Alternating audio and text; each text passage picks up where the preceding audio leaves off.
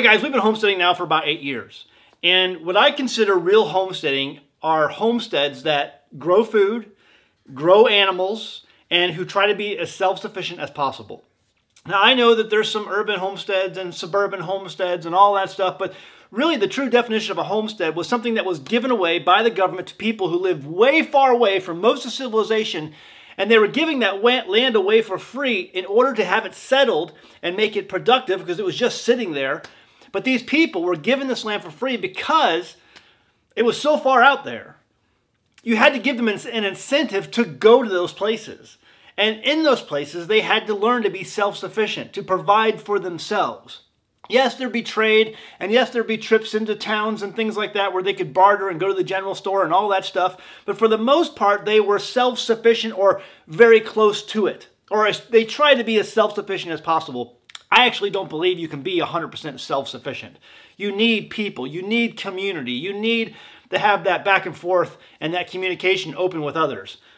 But for the most part, you had to be self-sufficient as much as possible. Those homesteads, part of that self-sufficiency and self-reliance meant growing food, having livestock, and unfortunately, when you grow things, you have failures. We just had, from what I understand, from what I can tell, our first livestock death when it comes to parasites. Years ago, we started with a commercial breed of sheep. And it went okay for a while, but we tried to raise them like heritage breed sheep and not use chemicals and not use narcotics and drugs and things like that to raise them to be healthy. And because they're commercial breed sheep, you need those things to keep them alive. We learned that in short order. So someone sat me down and said, Zach, you need to start to grow heritage breed sheep because they don't require all the chemicals and drugs that the commercial breed sheep do. The commercial breeds get larger, they produce more wool, they produce more meat, but they don't, they require drugs to keep alive. The heritage breed, they're smaller, they don't produce as much meat, they don't produce as much wool, but they're hardier. They stay alive without the use of drugs. However, they still can succumb to things like parasites, internal parasites. We have an issue with barber pole worms in this area, and I think we lost our first lamb, I think it was about 5 months old or so, to barber pole worms. All the indicators were there. I did not do a fecal check or any type of check under a microscope. We have that equipment, but we've just not learned how to use it yet. Something we're going to correct soon. But I think we lost our first sheep to a parasite. And so what we're going to do here is go ahead and do something. I've noticed that some of my sheep have the runs out there. They seem to be having some of diarrhea issues. And what a friend of mine, Chris Haas from Shalom Acres, taught me years ago, and has worked successfully throughout the years. I've used it over and over again when my sheep get the runs or get a sort of spout of diarrhea. I will take blackberry roots, I'll dig up those blackberries, wild blackberries, I'll cut up the roots, I'll boil that in water, and then put that water inside of their water supply. And just like that, usually it clears up. I've never had an instance really where it didn't, or there was one time where it kind of struggled, but for one sheep, and that sheep is doing fine now today. But I'm going to go ahead and try this again. And I'm going to show you what we do, how we do it, so that if you ever have livestock, and this works with humans as well, where diarrhea is a problem, an animal has the runs, you can go out, dig up blackberries, which are numerous here in the Ozarks, and cut up the roots, boil them in water, and then put that water into the water supply, and it should clear up the runs. Again, this has worked for me time and time and time again. So let me show you what I'm going to do. So as you can see here, I have 3 blackberry plants, the roots that were dug up. My son dug these up.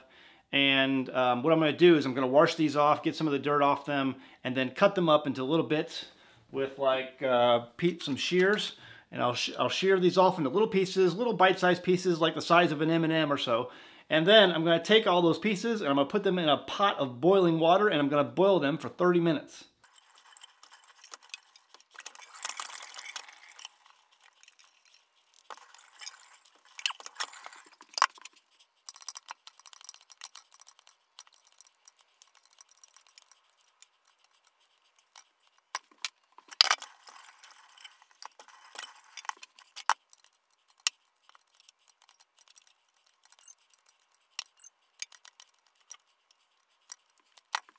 Okay, ladies and gentlemen, I've got everything cut up into small bite-sized pieces. I've even included the root balls just for good measure inside here. And now I'm going to put them on the stove for about 30 minutes.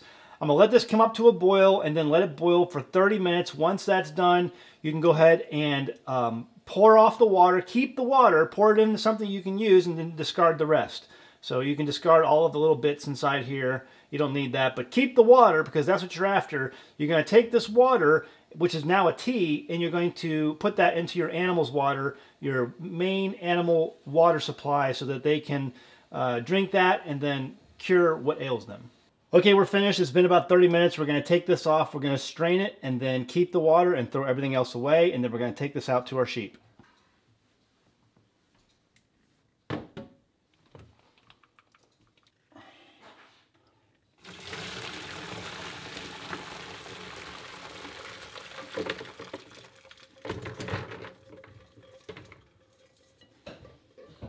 Now this you can go ahead and discard and get rid of that, throw it out in your compost or throw it in your garden or wherever.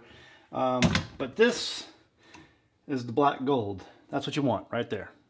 Now this is my eldest son Joshua. He is responsible for taking care of the sheep flock, aren't you? Yes. So, and you noticed the other day that some of our rams or some of our sheep were getting kind of the runs.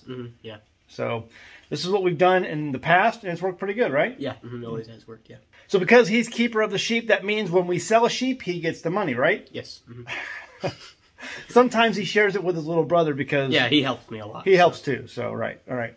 So we're going to go ahead and take this stuff out, give it to the sheep, and we'll see what happens in the next few days, but I'm pretty sure it'll work.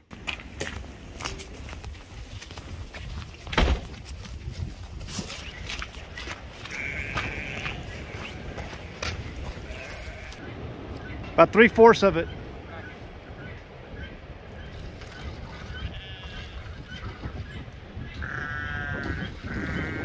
Okay.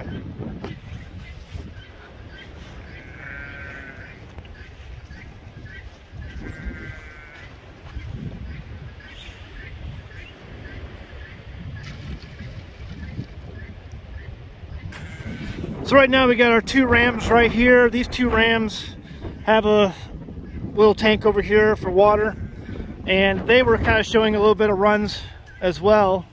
The main flock over here, really windy today.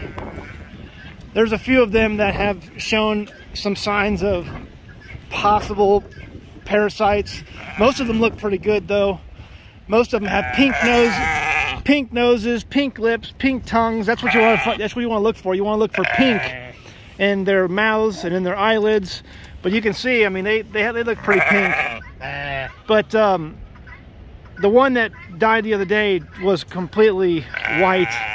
The tongues, the lips, the eyelids were all white. And that's a clear sign of a pest pressure that you're dealing with. And so these guys look pretty pink. But we're going to go ahead and monitor this. We're going to learn how to do a fecal test. Joshua's going to do that with his microscope that he's got. Yep. And we're going to report back to you guys in another video on how we do that. So we're going to learn. It's going to be a learning process for all of us. So stay tuned and subscribe. Hey, before we go, I want to go ahead and mention this. Treatments like what you just saw here, treating your animals for some sort of ailment, things like this have been lost to the general knowledge of people. We're so quick today to turn to whatever chemicals or whatever the pharmaceuticals push for us to use for either ourselves or our animals, when there are really good options and alternatives for us to use. They don't always work, but a lot of times they do. And these have been passed down from generation to generation to generation, and you can find evidence of people using things like this for thousands of years throughout antiquity.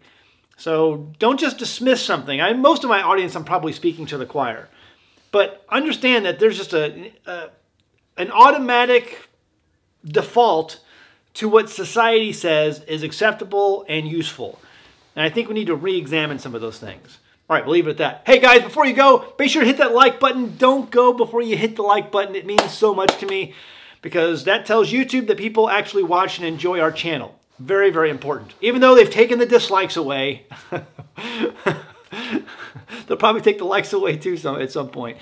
Hit that like button. Be sure to subscribe if you haven't already. Also, check out our merchandise at teespring.com. Links in the description below. And we'll see you next time on An American Homestead. Bye. Hey guys, I'm happy to introduce an American Homestead sponsor, Zervita Zeal. Now, first off, I only accept sponsors from products that I use and believe in. My family uses Zeal mainly because we want to ensure a healthy immune system. You see, it's made up of only whole food concentrates and includes no artificial colors, flavors, or preservatives.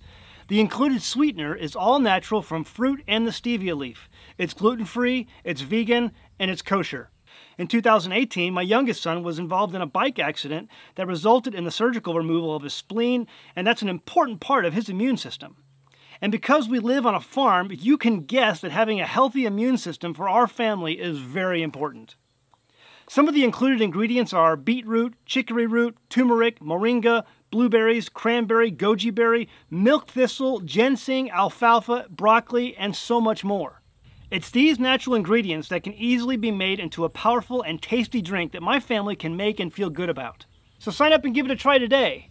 Every purchase you make goes to help the homestead so that we can continue to make great homesteading videos for you. Link is in the description below. Go ahead, give it a try.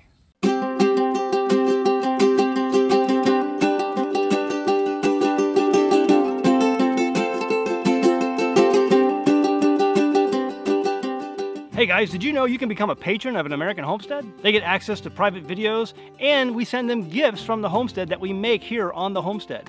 And we also enter our patrons into special giveaways that are only available to them. And before you go, please check out these other great videos. Go ahead, click. I'll wait.